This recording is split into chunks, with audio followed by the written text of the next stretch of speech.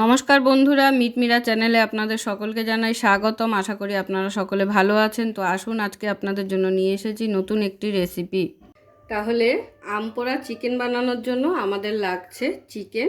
আর এই চিকেনটা আমি একটু লেগ পিস দেখে নিয়েছি। তো এই দেখুন, এখানে 3 থেকে 4টে লেগ পিস আছে বড় বড়।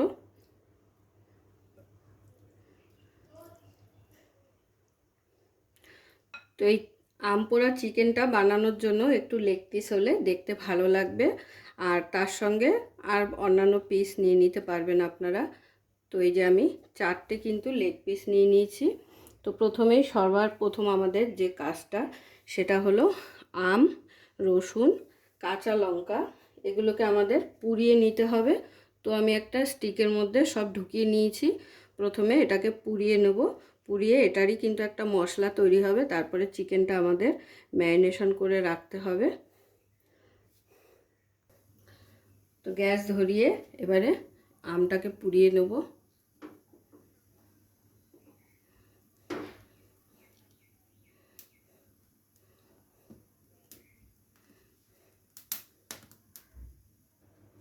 তো দেখুন, কাঁচা লঙ্কা আর রসুন কিন্তু পুড়িয়ে নেওয়া হয়ে গেছে। আমি এটাকে খুলে বের করে নেব। এবারে আমটাকেও ভালো করে একটু পুড়িয়ে নেব। আর রসুন আর কাঁচা লঙ্কা পুড়িয়ে নেওয়া হয়ে গেছে। রসুনটাকে আমাদের ছাড়িয়ে পরিষ্কার করে নিতে হবে। তো দেখুন, আমটাকেও পুড়িয়ে নেওয়া হয়ে গেল। এবারে আমটাকে একটু ঠান্ডা করে চোকলা ছাড়িয়ে আমের পাল্পটা কিন্তু আমাদের বের করে নিতে হবে। তো দেখুন, রসুনটা কিন্তু আমি ছাড়িয়ে নিয়েছি। আর এই কালো কালো এগুলো কিন্তু ধুয়ে ফেলবেন না, তাহলে কিন্তু যে পোড়ার যে একটা ফ্লেভার সেটা কিন্তু চলে যাবে। এবারে আমটাকে আমি ছাড়িয়ে নেব চোকলাটা। পুরো আমের পাল্পটা বের করে নিয়েছি। এই যে আটিটাকে এবারে ফেলে দেবো। এবারে এই আমের পাল্পের মধ্যে আমাদের নিয়ে নিতে হবে এই রসুনটা,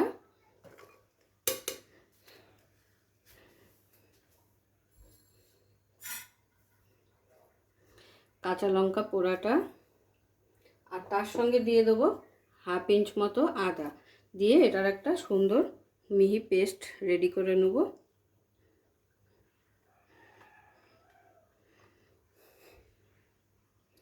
তাহলে পেস্ট আমাদের একদম রেডি। আর এই পেস্টটা রেডি হয়ে গেলে কিন্তু আপনাদের 50% কাজ একদম তৈরি হয়ে যাবে। এবারে চিকেনটাকে ম্যারিনেট করে নেওয়ার পালা। তো চিকেনটাকে এবারে আমি ম্যারিনেশন করে নেব। প্রথমেই দিয়ে দিচ্ছি এই পেস্টটা। এরপর দিয়ে দিচ্ছি স্বাদ অনুযায়ী লবণ, হলুদ। ম্যারিনেশনে কিন্তু সমস্ত মশলাটা যাবে, পরে কিন্তু আর কোনো মশলা যাবে না।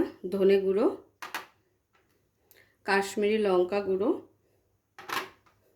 জিরে গুঁড়ো, তার সঙ্গে কাসুন্দি। এটা কিন্তু অতি অবশ্যই দিতে হবে। আপনারা চাইলে আমের পেস্টের সঙ্গে মিশিয়েও দিতে পারেন।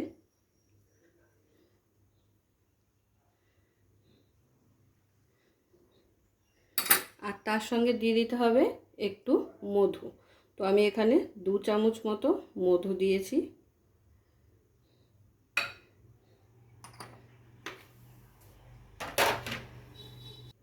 এবারে এটাকে খুব ভালো করে ম্যারিনেট করে রাখতে হবে আমাদের প্রায় 1 ঘন্টার উপরে। একটু হাত দিয়ে ভালো করে চেপে চেপে ম্যারিনেশনটা করতে হবে।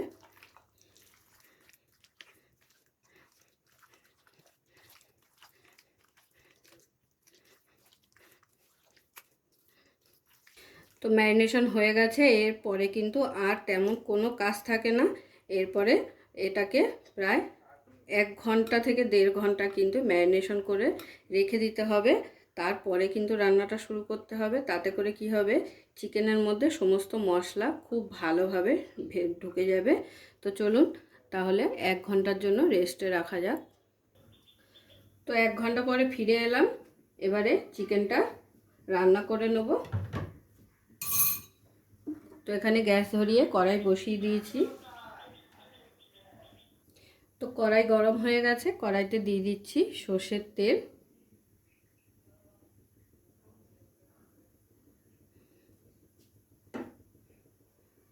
এবারে কড়াইয়ের তেলটাকে গরম করে এখানে দিয়ে দিতে হবে পেঁয়াজ কুচি। তেলের মধ্যে কিন্তু কোনো রকম কোনো ফোড়ন চলবে না, ডাইরেক্ট কিন্তু পেঁয়াজটাকে ভেজে নিতে হবে।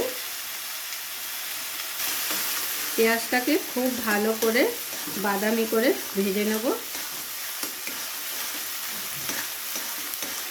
এই গরমে আম পোড়া মুরগি এটা কিন্তু খুবই ফেমাস একটা রেসিপি। তো যারা এখনও পর্যন্ত খাননি অবশ্যই একবার ট্রাই করুন। গরমে এরকম টক টক রেসিপি খুব স্বাদ লাগে গরম গরম ভাতের সাথে দুপুরবেলা। তো পেঁয়াজটাকে একটু সময় নিয়ে আমাদের ভেজে নিতে হবে। তো দেখুন পেঁয়াজটা যখন এরকম হালকা কালার ধরে আসবে তখন কিন্তু ম্যারিনেট করা চিকেনটা আমাদের এর মধ্যে দিয়ে দিতে হবে। এবারে আমাদের খুব ভালো করে চিকেনটাকে কষাতে হবে, একটু সময় নিয়ে 15 থেকে 20 মিনিট কিন্তু চিকেনটাকে কষিয়ে নিতে হবে আগে।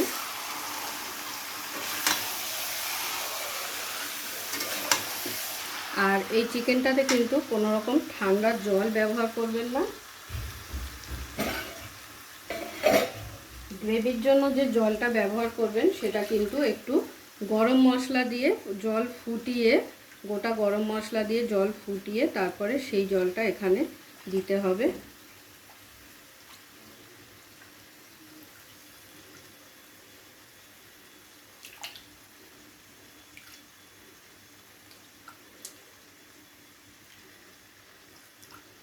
তো ম্যারিনেট করেছিলাম সেই বাটিটা ধুয়ে একটু জল দিয়ে দিলাম, কারণ বাটিটার গায়ে প্রচুর মশলা ছিল।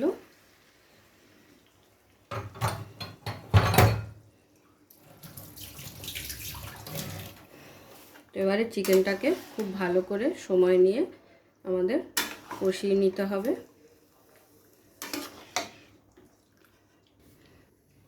একদিকে তো চিকেনটা কষিয়ে নিচ্ছি, আর একদিকে চিকেনের মধ্যে যে গ্রেভির জলটা ব্যবহার করব তার জন্য আমি একটা পাত্রে জল গরম হতে বসিয়ে দিলাম। তো দেখুন যে জলটা গরম বসিয়েছি সেই জলটা যখন ঠিক এরকম ফুটে উঠবে তখন কিন্তু এর মধ্যে দিয়ে দিতে হবে গোটা গরম মশলাগুলো। এতে করে কি হবে, জলের কালারটা একটু চেঞ্জ হয়ে যাবে, কিছুক্ষণ ফুটিয়ে নিতে হবে। তারপরে কিন্তু এই জলটাই চিকেনের গ্রেভির জন্য দিতে হবে। আর যে গোটা গরম মশলা ডাইরেক্ট তেলের মধ্যে দেওয়া যাবে না, তার কারণ হলো এতে করে কি হবে যে পোড়া মশলার যে ফ্লেভারটা সেটা কিন্তু পুরোটাই নষ্ট হয়ে যাবে। তো সেই কারণে জলের মধ্যে দিয়ে ফুটিয়ে তারপরে ছেঁকে নিয়ে দিতে হবে জলটা। তো এবারে চলে আসি চিকেনে। তো চিকেনটা দেখুন আমি ঢাকনা চাপা দিয়ে খুব ভালো করে কিন্তু কষিয়ে নিয়েছি। আর চিকেন থেকে কিন্তু অলরেডি অনেকটাই জল বেরিয়েছে। এখানে কিন্তু গ্রেভির জন্য খুব বেশি জল দেওয়ার প্রয়োজন হবে না, সামান্য একটু জল দিলেই হয়ে যাবে। ওদিকে জলটাকে খুব ভালো করে ফুটিয়ে নিয়েছি। এবারে একটা ছেঁকনি দিয়ে অল্প পরিমাণে একটু জল এখানে দিয়ে দেবো। যদি প্রয়োজন হয় তাহলে পরে আবার অ্যাড করে নেব, একবারে কিন্তু পুরো জলটা ঢেলে দেব না। তো সামান্য একটু জল দিয়ে এবারে 10 থেকে 15 মিনিটের জন্য ঢাকনা চাপা দিয়ে আবারও আমি চিকেনটাকে রান্না করে নেব। চিকেন কিন্তু প্রায় 70% অলরেডি আমাদের সেদ্ধ হয়ে গেছে, যেহেতু ঢাকনা চাপা দিয়ে কষিয়েছি খুব ভালো করে 20 মিনিটের মতন।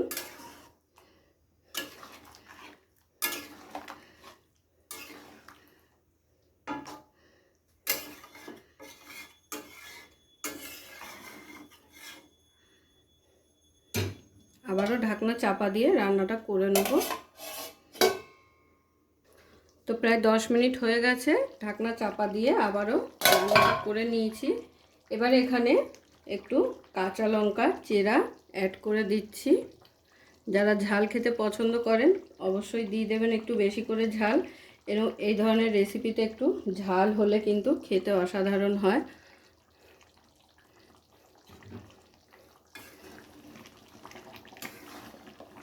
তো চিকেন কিন্তু আমার অলরেডি রেডি হয়ে এসেছে। আমি কিন্তু এবারে নাবিয়ে নেব।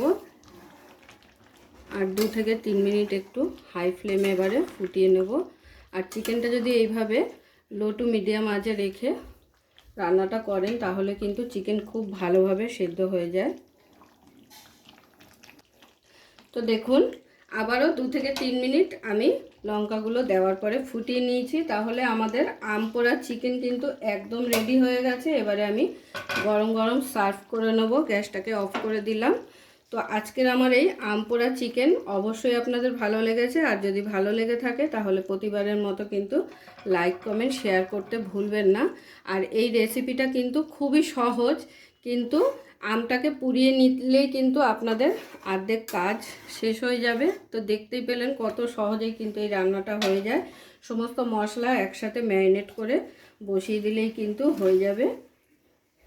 পুরো ভিডিওটা দেখার জন্য সকলকে অসংখ্য ধন্যবাদ। এরকম আরও নিত্য নতুন ভিডিও দেখার জন্য চ্যানেলটি অবশ্যই সাবস্ক্রাইব করে নেবেন আর পাশে থাকা বেল আইকনটি প্রেস করে নেবেন নতুন রেসিপির আপডেট পাওয়ার জন্য। তো সবাই ভালো থাকবেন, সুস্থ থাকবেন। আবারও দেখা হচ্ছে আপনাদের সাথে নতুন একটি রেসিপি নিয়ে।